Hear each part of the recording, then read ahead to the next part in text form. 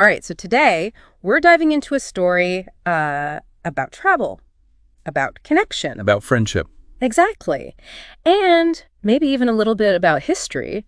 Have you ever heard of Skål International? Skål International. I feel like it's one of those things that a lot of people in the industry might have heard of, Right. but maybe don't know the full story. Yeah. It's not like a household name, Right. but it's got this really interesting past, and it's way bigger than a lot of people might think. Way bigger. And it all starts with this like almost cinematic moment. Okay. It's 1932. We're in Paris. Aviation is still, it's like the coolest thing. Yeah. And this group of travel agents, they get this invitation, this exclusive invite to check out this brand new aircraft. Ooh. And we're not just talking a quick hop. This is Amsterdam to Copenhagen to Malmo. Wow. A whole whirlwind tour to show off this new plane. Yeah. And you have to think about that time period, right? Like those early days of air travel. It was as much about the collaboration between countries as it was about the technology, right? You had Farman Airlines, KLM, AD Aerotransport, all these different airlines working together to make these flights happen. It was a different world. It really was. It was like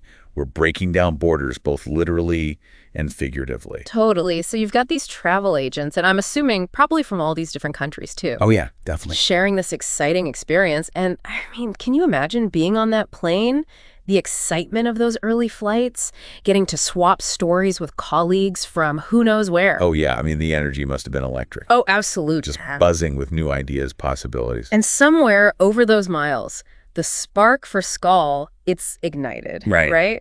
Because it's no surprise that a group led by, get this, Jules Moore, Floorman Volkart, Hugo Kraft, Pierre Soulier, and Georges Ethier. Wow, what a list of names. Right. The founding fathers. They decided to keep that camaraderie going. Smart move.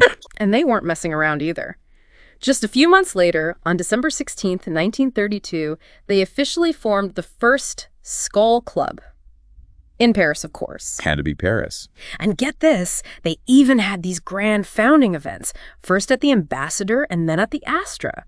Fancy. Oh, they knew how to celebrate. They knew they were onto something big. Absolutely. They did. They had a knack for recognizing a good thing. And I mean, even the name Skål, it's a word used in Scandinavian countries as a toast. Right, like cheers. Exactly. Symbolizing good health, friendship. How perfect is that? It's so fitting. I mean, talk about setting the tone for what Skål would become. And talk about teching off, because by 1934, just a couple years later, there were already 12 Skål clubs. Wow, that's fast. Across 5 countries. This wasn't just a Parisian thing anymore. It was a movement.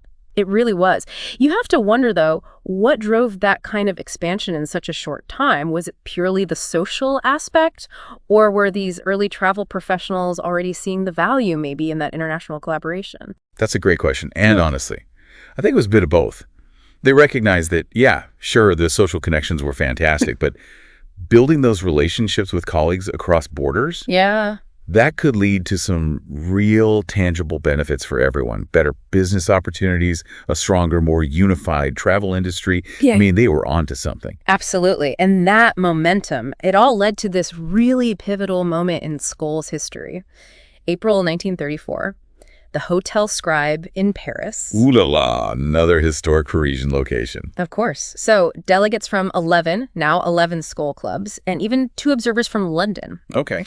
They came together for this big historic General Assembly. This meeting marked the official establishment of the, get ready for it, Association Internationale des Skål Clubs. Catchy. Or AISC for short, basically the governing body for all these individual clubs popping up all over the world. So they went from like a fun little club Right. to, whoa, we need some organization here. We need some rules, Yeah. structure, yeah. And it's incredible to think that it all started with that shared plane ride. It really is remarkable. It really goes to show the power of, I don't know, a simple connection. Right. Like you never know what chance encounter, what conversation could spark something amazing. And their foresight, too. I mean, back then, did they have any idea how absolutely crucial global collaboration would become? Especially in travel and tourism. Yeah, it's a good question.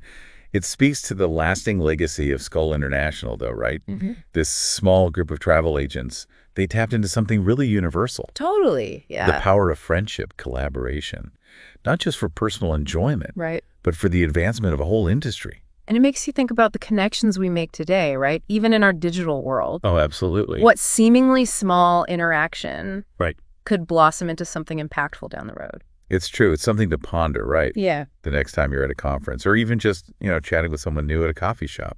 You never know. You really never know. Amazing. Well, on that note, I think we've reached the end of our Skål journey for today. Until next time.